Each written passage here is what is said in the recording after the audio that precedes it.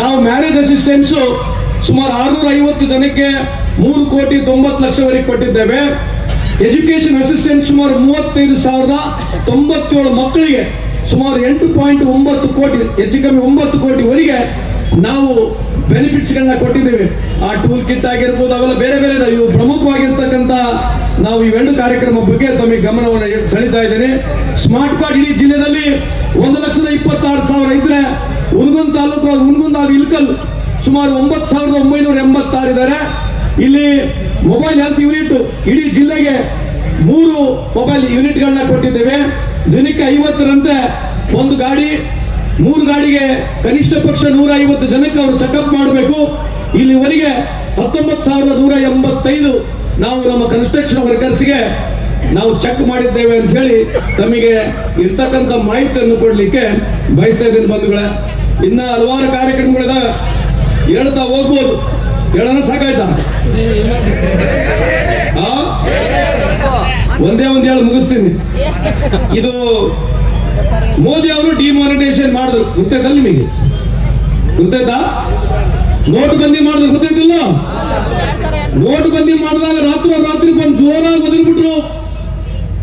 मेरे प्यारे देशवासियों, मुझे 50 दिन का मोहलत दे दीजिए.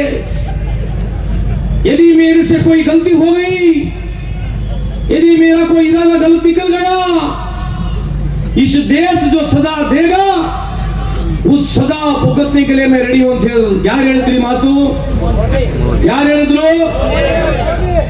16,33,000 ಕೋಟಿ ನೋಟು.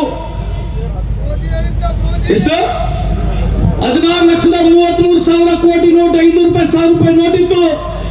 ರಾತ್ರಿ ಮೋದಿ ಸಾಹೇಬರು ಬಂದ್ ಮಾಡಿದ್ರು. ಬಂದ್ ಮಾಡಿ ಹೇಳಿರ್ತಕ್ಕಂಥ ಉದ್ದೇಶ ಏನು ಗೊತ್ತಾ? ಇದರಲ್ಲಿ ಕೋಟಾ ನೋಟ್ ಇದೆ, ಇದರಿಂದ ಭಯೋತ್ಪಾದನೆ ಆಗುತ್ತೆ, ಇದರಿಂದ ಭ್ರಷ್ಟಾಚಾರ ಜಾಸ್ತಿ ಇದೆ, ಅದಕ್ಕೆ ನೀವು ಕಾಲಾವಕಾಶ ಮಾಡಿಕೊಡಿ, 2,000 ರೂಪಾಯಿ ನೋಟನ್ನು ತರ್ತೀನಿ. ಇದು ಮುಂದಗಡೆ ಈ ದೇಶದಲ್ಲಿ ಭ್ರಷ್ಟಾಚಾರ ಆಗಿರ್ಲಿ, ಭಯೋತ್ಪಾದನೆ ಆಗಿರ್ಲಿ, ಕೋಟಾ ನೋಟು ಏನಿರೋದಿಲ್ಲ ಅಂತ ಹೇಳಿ ಪ್ರಾರಂಭ ಮಾಡಿದ್ರು. ಇವತ್ತಿಗೆ 4ರಿಂದ 5 ವರ್ಷ ಆಯ್ತು, 2,000 ರೂಪಾಯಿ ನೋಟ್ ಮಾರ್ಕೆಟ್ನಾಗೆ ಇಲ್ಲ. ಇದ್ರ ಬಗ್ಗೆ ಇಲ್ಲಿ ಚರ್ಚೆನೇ ಇಲ್ಲ.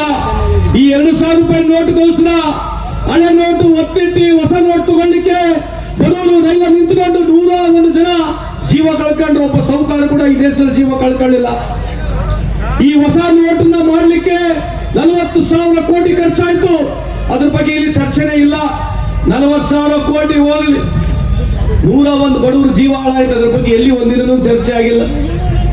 ಇರ್ಲಿ, ಇವತ್ತು 2,000 ರೂಪಾಯಿ ನೋಟ್ ಕೇಳಿದ್ರೆ ಮಾರ್ಕೆಟ್ನಾಗಿಲ್ಲ. ಇವತ್ತು 500 ರೂಪಾಯಿ ನೋಟು ಸರ್ಕ್ಯುಲೇಷನ್ ಇರ್ತಕ್ಕಂಥದ್ದು ಸುಮಾರು 37% ಫೇಕ್ ನೋಟ್ ಇದೆ ಅಂತ ನಾನು ಹೇಳ್ತಾ ಇಲ್ಲ, ಪಾರ್ಲಿಮೆಂಟ್ ನಲ್ಲಿ ಉತ್ತರ ಕೊಟ್ಟಿರ್ತಕ್ಕಂಥದ್ದು. ಅಂದ್ರೆ ಒಟ್ಟಾರೆ ಮೋದಿ ಸಾಹೇಬರು 11 ವರ್ಷದಿಂದ ಬಂದ ಮೇಲೆ ಈ ದೇಶದ ಸ್ಥಿತಿಗತಿ ಪೂರಾ ಕಳಕ್ ಹೋಗ್ಬಿಟ್ಟತೆ. ಬಡತನ ರೇಖೆಯಲ್ಲಿ ಇರ್ತಕ್ಕಂಥ ಬಡವರು ಅತಿ ಬಡವರಾಗಿದ್ದಾರೆ ಅಂತ ಈ ಸಂದರ್ಭಕ್ಕೆ ಕೇಳಲಿಕ್ಕೆ ಇಚ್ಛೆ ಬಯಸ್ತೇನೆ. ಹಂಗಾಗಿ ಇಡೀ ಭಾರತ ದೇಶದಲ್ಲಿ ಯಾವುದೇ ಒಂದು ರಾಜ್ಯ ನಂಬರ್ 1 ಇದೆ. ಕರ್ನಾಟಕ ರಾಜ್ಯ GDP ನಲ್ಲಿ, GST ನಲ್ಲಿ, ಪರ್ ಕ್ಯಾಪಿಟಲ್ ಇನ್ಕಮ್ ನಲ್ಲಿ, FDI ನಲ್ಲಿ ಇಡೀ ಭಾರತ ದೇಶಕ್ಕೆ ಹೋಲಿಸ್ಕೊಂಡು ನೋಡಿದ್ರೆ ಯಾವುದೇ ಒಂದು ರಾಜ್ಯ ಇದ್ರೆ ಅದು ಕರ್ನಾಟಕ ರಾಜ್ಯ. ಕಾಂಗ್ರೆಸ್ ಸರ್ಕಾರ, ಸನ್ಮಾನ್ಯ ಸಿದ್ದರಾಮಯ್ಯ ಸರ್ಕಾರ ಇದೆ ಅಂತ ಈ ಸಂದರ್ಭದಲ್ಲಿ ಹೇಳಿ ನಿಮ್ಮೆಲ್ಲರ ಆಶೀರ್ವಾದ ಇರಲಿ. ಇವತ್ತು ನಮ್ಮ ಕಾಶ್ಯಪ್ನವ್ರು, ಅವ್ರ ತಂದೆ, ಅವ್ರ ತಾಯಿ, ಅವರು ಕೂಡ ಇಡೀ ಅವ್ರ ಜೀವನ, ಅವ್ರ ಮನೆತನ ಬಡವರಿಗಾಗಿ, ಕೂಲಿ ಕಾರ್ಮಿಕರಾಗಿ, ಶೋಷಿತ ವರ್ಗಗಳ ಪರವಾಗಿ, ರೈತರ ಪರವಾಗಿ, ಯುವಕರ ಪರವಾಗಿ, ಮುಡುಪಾಗಿ ಅವ್ರು ಹೋರಾಟ ಮಾಡ್ತಾನೆ ಇದ್ದಾರೆ. ಇವತ್ತು ಕಾಶ್ಯಪ್ನವ್ರು ಇನ್ನು ನೋಡಕ್ ಗಣವಾಗಿಲ್ಲ, ಹುಡುಗ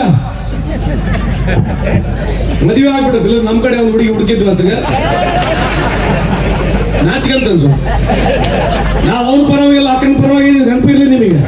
ಮತ್ತೆ ನಾವು ಕೊಡಬೇಕು, ನಮ್ಮ ವರದಕ್ಷಿಣೆ ತೋಡಿ ನಾವು ವಾಪಸ್ ಕೊಟ್ಟಿಲ್ಲ ಅಂತ ನನಗೆ. ಇವತ್ತು ನಾನೊಬ್ಬ ಸಚಿವನಾಗಿದ್ದೀನಿ, ಅತ್ಯಂತ ಸ್ನೇಹಜೀವಿ, ಮೂಗಿನ ಮೇಲೆ ಸಿಟ್ಟಿದೆ, ಮನುಷ್ಯ 24 ಕ್ಯಾರೆಟ್ ಗೋಲ್ಡ್. ಅವನು ಯಾವತ್ತು ಕಳೆದ ಬಹಳ ಒಂದು 15 ವರ್ಷದಿಂದ ಪರಿಚಯ ಇದ್ದಾರೆ. ಮನಸ್ಸಿನಾಗೊಂದು, ಬಾಯಾಗೊಂದು, ತಲೆಗೊಂದು ಯಾವತ್ತೂ ಇಲ್ಲ. ಏನಿದೆ ಹಂಗೆ ಕ್ಲೀನ್ ಆಗಿರ್ತಕ್ಕಂಥದ್ದು ಕಾಶ್ಯಪ್ ಅವರನ್ನು ಈ ಸಂದರ್ಭ ಕೇಳಲಿಕ್ಕೆ ಬಯಸ್ತೀನಿ. ಭವಿಷ್ಯ ಇದೆ ಅವರಿಗೂ. ಮುಂದೆ ಬರ್ತಕ್ಕಂಥ ದಿನಗಳಲ್ಲಿ ದೇವರು ಅವರಿಗೂ ಕೂಡ ಒಳ್ಳೆ ಸ್ಥಾನಮಾನ, ನಿಮ್ಮೆಲ್ಲರ ಆಶೀರ್ವಾದ ಇರಲಿ. ಅವ್ರನ್ನ ಬೆಳೆಸ್ಬೇಕು, ಅವ್ರನ್ನ ಉಳಿಸ್ಬೇಕು. ಅವ್ರ ಜೊತೆಗೆ ಎಲ್ಲಾ ಕಷ್ಟ ಸುಖದಲ್ಲಿ ನನಗೆ ದೇವರು ಎಲ್ಲಿವರೆಗೆ ಶಕ್ತಿ ಕೊಟ್ಟಿದ್ದಾನೆ ಅವ್ರ ಜೊತೆ ಬೆನ್ನೆಲುಬಾಗಿ ನಿಂತಿರ್ತೀನಿ. ನಿಮ್ಮೆಲ್ಲ ಆಶೀರ್ವಾದ ಅವ್ರಿಗೆ ಇರಲಿ ಅಂತ ಈ ಸಂದರ್ಭದಲ್ಲಿ ಎರಡು ಮಾತನ್ನು ಮುಗಿಸ್ತೇನೆ. ಜೈ ಹಿಂದ್, ಜೈ ಕರ್ನಾಟಕ.